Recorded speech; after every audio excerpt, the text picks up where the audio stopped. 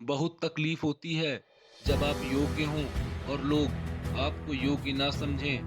दोस्तों, आपने ये डायलॉग हाल ही की वेब सीरीज मिर्जापुर में जरूर देखा होगा, लेकिन क्या आपको पता है कि आज से हजारों वर्ष पूर्व आचार्य चाणक्य ने इस डायलॉग का मतलब अच्छे से उस समय के तत्कालीन भारतीय शासक जो कि धनानंद था, जो कि मगध में राज्य करता था, उसको समझा दिया था।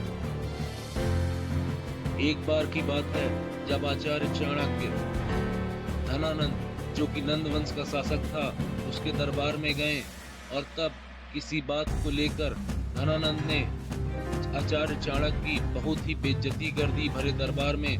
तब आचार्य चाणक्य ने शपथ ली कि वो इस नंद वंश का समूल विनाश कर देंगे और इस राजगद्दी पर किसी योग्य शासक को बैठाएंगे। और इसके पश्चात उन्होंने चंद्रगुप्त मौर्य जो कि एक साधारण कुल में जन्मा बालक था, उसे रोड से लेकर स्वर्ग तक बैठाने का फैसला आचार्य चाणक्य ने तय कर दिया था। इसी बात से पता चलता है कि जब आप योग्य हों और लोग आपकी योग्यता ना समझें तो कैसे एक चाणक्य, एक व्यक्ति अपनी योग्यता को समझाने के लिए कहां से कहां तक जा सकता है। यही कहानी है, यही पृष्ठभूमि है मौर्य साम्राज्य के उत्कर्ष की।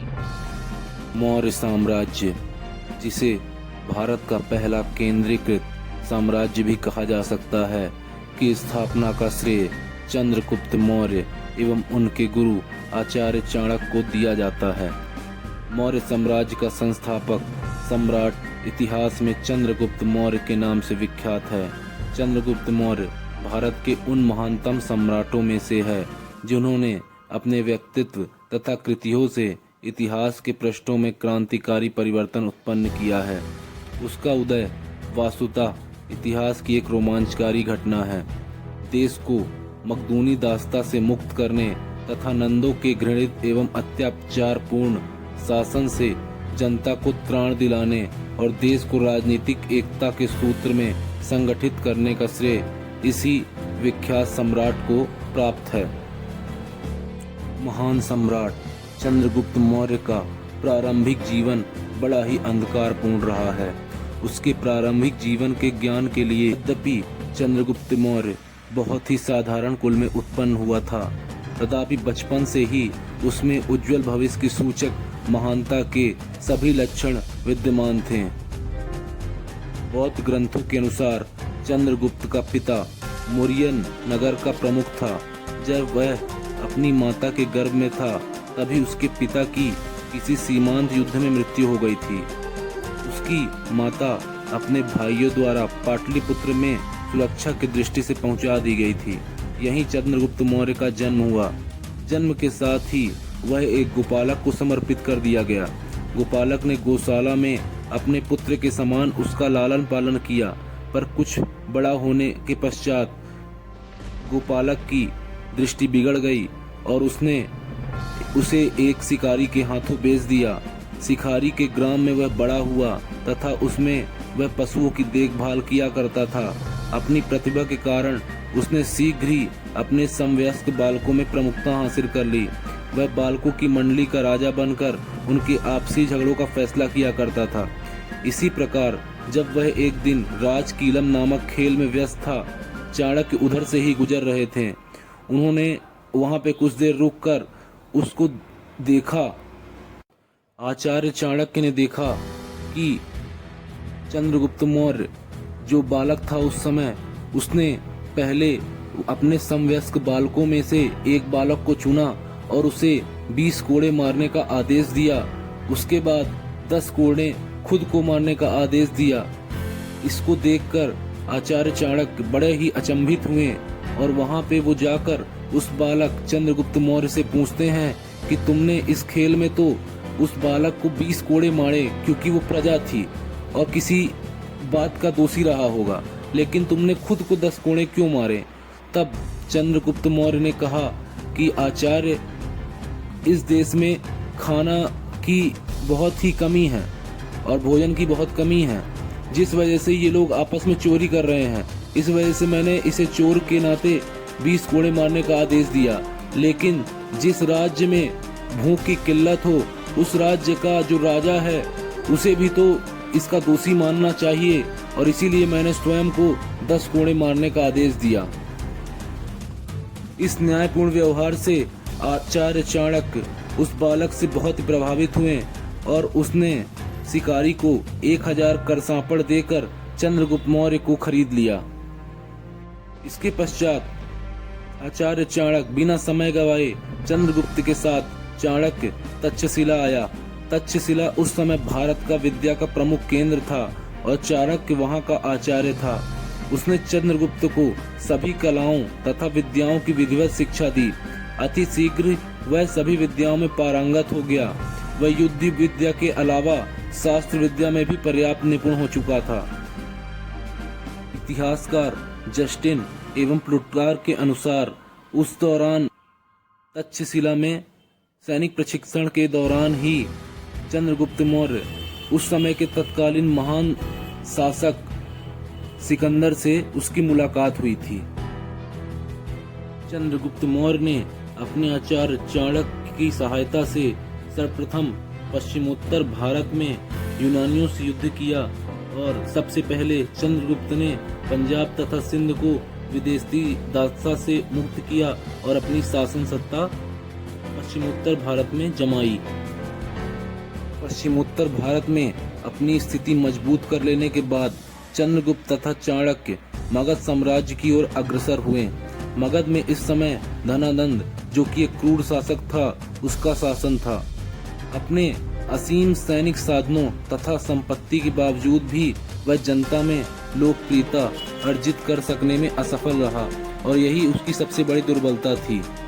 उसने एक बार चाणक्य को भरे दरबार में भी अपमानित किया था, जिससे क्रुद्ध होकर आचार्य चाणक्य ने शपथ ली थी कि वो नंदों को समूल नष्ट कर देंगे एक दिन।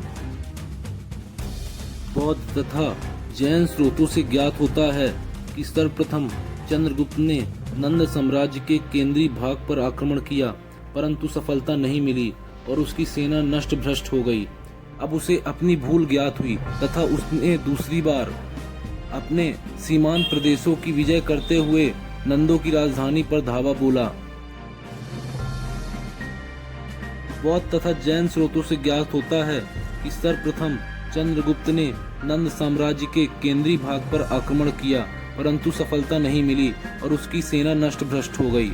अब चंद्रगुप्त मौर्य को अपनी भूल ज्ञात हुई तथा उसने आचार्य चाणक्य के साथ मिलकर योजना बनाई। उसने दूसरी बार प्रदेश के सीमांत हिस्सों में विजय करते हुए नंदों की राजधानी पर धावा बोला।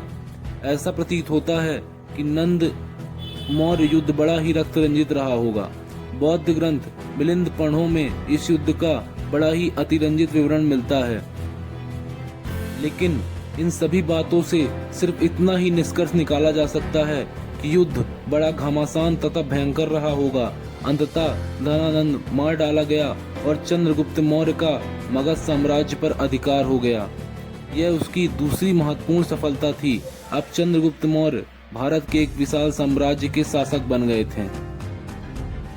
अब 305 ईसा पूर्व के आसपास भारत की स्थिति पहले से बिल्कुल बदल चुकी थी, क्योंकि अब किसी भी विदेशी शासक को भारत में छोटे छोटे सरदारों से नहीं बल्कि लोकप्रिय साहसी बहादुर चंद्रगुप्त मौर्य, जो कि मगध साम्राज्य का एक विशाल राजा था, उससे युद्ध करना था।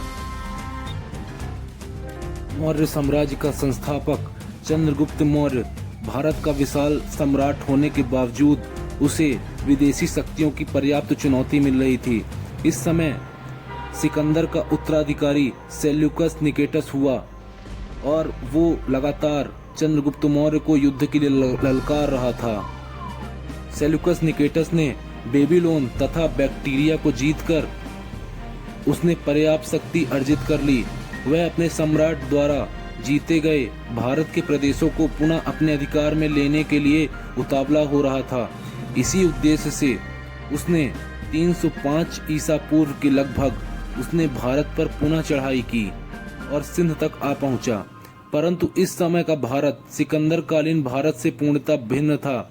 इस समय भारत में छोटे छोटे सरदार नहीं थे, बल्कि एक संगठित साम्राज्य का सम्राट चंद्रगुप्त मौर्य शासन कर रहा था और उसके पास आचार्य चाणक्य जैसे कूटनीतिज्ञ पंडित भी मौजूद थे। सेल्यूकस निकेटस ने सिंधु नदी पार करके चंद्रगुप्त मौर्य से युद्ध किया और जब सेल्यूकस निकेटस को लगा कि वो पराजित हो जाएगा तो उसने चंद्रगुप्त मौर्य से संधि के लिए आग्रह किया और वो संधि एक वैवाहिक संबंध में भी स्थापित हो गई थी। संधि के अनुसार सेल्यूकस ने चंद्रगुप्त को कांधार, काबुल, हेरात और जेड्रोसिया की क्षत्रपियों के कुछ भाग दिए और दोनों नरेशों के बीच एक वैवाहिक संबंध भी स्थापित हुआ, जिसमें सेल्यूकस निकेटस ने अपनी पुत्री का विवाह चंद्रगुप्त मौर्य के साथ किया। सेल्यूकस ने मेगास्थनीज नामक अपना एक राजदूत चंद्रगुप्त मौर्य के दरबार में भेजा। वह बहुत दिनों तक भारत में रहा और उसने इंडिका नामक एक पुस्तक की भी रचना की। यह निश्चय ही चंद्रगुप्त मौर्य की एक बहुत बड़ी सफलता थी। इससे उसका साम्राज्य भारतीय सीमा का अतिक्रमण कर पारसिक साम्राज्य की सीमा को स्पर्श करने लगा तथा उसके अंतर्गत अफगानिस्तान का भी एक बड़ा हिस्सा सम्मिलित हो गया। चंद्रगुप्त के कांधार पर आधिपत्य की पुष्टि वहां से प्राप्त हुए अशोक के लेख से भी हो जाती है, क्योंकि अशोक अथवा बिंदुसार ने इस भाग को कभी भी विजय नहीं किया था। भारत ने इसके पश्चात सिकंदर के हाथों हुई अपनी पराजय का बदला ले लिया था।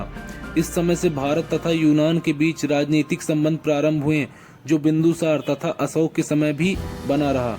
इस प्रकार से चंद्रगुप्त मौर्य ने अपनी शासन सत्ता को न केवल भारत में बल्कि भारत के बाहर विदेशों में भी कायम करने का परचम लहरा दिया था। शक महाक्षत्रप रुद्रदामन के गिरनार अभिलेख से इस बात की सूचना मिलती है कि चंद्रगुप्त मौर्य ने पश्चिमी भारत में सौराष्ट्र तक प्रदेश जीतकर अपना प्रत्यक्ष शासन स्थापित कर दिया था। इस अभिलेख से ज्ञात होता है कि इस प्रदेश में पुष्यगुप्त वैश्य चंद्रगुप्त मौर्य का जो कि राज्यपाल था और उसने वहां सुदर्शन नामक झील का निर्माण भी करवाया था। सौराष्ट्र प्रांत के दक्षिण में सुपारा नामक स्थान से चंद्रगुप्त के पौत्र अशोक का अभिलेख प्राप्त हुआ है, परंतु अशोक अपने अभिलेखों में इस प्रदेश को जीतने का कभी दावा नहीं करता है। अतः इससे ऐसा निष्कर्ष निकाला जा सकता है कि सौराष्ट्र के दक्षिण में सुपारा तक का प्रदेश भी चंद्रगुप्त मौर्य द्वारा ही विजित किया गया था। चंद्रगुप्त मौर्य की दक्षिण भारतीय विजय के विषय में जैन एवं तमिल स्रोतों से ही कुछ संकेत मिलते हैं। जैन परंपरा के अनुसार अपनी वृद्धावस्था में चंद्रगुप्त मौर्य ने जैन साधु भद्रबाहु की शिष्यता ग्रहण की तथा दोनों श्रवणबेलगोला, जो कि कर्नाटक राज्य में स्थित है, आकर बस गए। यहीं चंद्रगिरी नामक पहाड़ी पर चंद्रगुप्त मौर्य ने तपस्या किया करते थे। यदि इस परंपरा पर विश्वास किया जाए तो यह कहा जा सकता है कि चंद्रगुप्त अपने जीवन के अंतिम दिनों में उसी स्थान पर तपस्या के लिए गए होंगे जो कि उनके साम्राज्य में स्थित होता होगा। अतः यहाँ पे से यह निष्कर्ष निकाला जा सकता है कि चंद्रगुप्त मौर्य के साम्राज्य में कर्नाटक तक का हिस्सा सम्मिलित हो चुका था। इस प्रकार चंद्रगुप्त मौर्य का साम्राज्य संपूर्ण भारत में फैल गया। इतिहासकार जस्टिन के अनुसार संपूर्ण भारत उसके अधिकार में था। मगध साम्राज्य के उत्कर्ष की जो परंपरा बिंबिसार के समय प्रारंभ हुई थी, चंद्रगुप्त के समय वह पराकाष्ठा पर पहुंच गई थी। उसका विशाल साम्राज्य उत्तर पश्चिम में ईरान की सीमा से लेकर दक्षिण में वर्तमान उत्तरी कर्नाटक तक विस्तृत था। पूर्व में मगध से लेकर पश्चिम में सौराष्ट्र तथा सुपारा तक संपूर्ण प्रदेश इस महान सम्राट के अधीन था। तत्कालीन भारत में हिंदूकुश पर्वत ही भारत की वैज्ञानिक सीमा थी। यहीं चंद्रगुप्त तथा सेल्यूकस निकेटस के साम्राज्यों की भी सीमा थी। चंद्रगुप्त मौर्य ने सेल्यूकस निकेटस को हराकर भारत की उस वैज्ञानिक सीमा पर अधिकार कर लिया था जिसे प्राप्त करने के लिए मुगल शासक तथा अंग्रेज शासक व्यर्थ ही प्रयास करते रहे हैं। चंद्रगुप्त मौर्य जिस तरह से चंद्रगुप्त मौर्य का प्रारंभिक जीवन बड़ा ही अटपटा सा लगता है, उसी प्रकार चंद्रगुप्त मौर्य की अंतिम जो घड़ी थी वो भी बड़ी ही इतिहास में अटपटी दिखाई देती है। एक सामान्य कुल में भी उत्पन्न होने के पश्चात अपनी योग्यता और प्रतिभा के बल पर वह एक सार्वभौम सम्राट के पद पर पहुंच गया। उसने देश में पहली बार एक सुसंगठित शासन व्यवस्था की स्थापना की और वह व्यवस्था इतनी उच्च कोटि की थी कि आगे आने वाली पीढ़ियों के लिए भी आदर्श स्वरूप बनी रही। वह एक धर्मप्राण व्यक्ति था। जैन परंपराओं के अनुसार उसने अपने जीवन के अंतिम दिनों में वह जैन हो गया तथा भद्रबाहु की शिष्यता ग्रहण कर ली। उसके शासनकाल के अंत में मगध में 12 वर्षों का भीषण अकाल पड़ा। पहले तो चंद्रगुप्त ने स्थिति से निपटने की पूरी कोशिश की, किंतु जब उसे सफलता नहीं मिली तो परिणाम स्वरूप वह अपने पुत्र के पक्ष में सिंहासन त्याग कर भद्रबाहु के साथ श्रवणबेलगोला में तपस्या करा चला गया। इसी स्थान पर 298 ईसा पूर्व में लगभग उसने जैन विदु से उपवास पद्धति द्वारा प्राण त्याग दिए।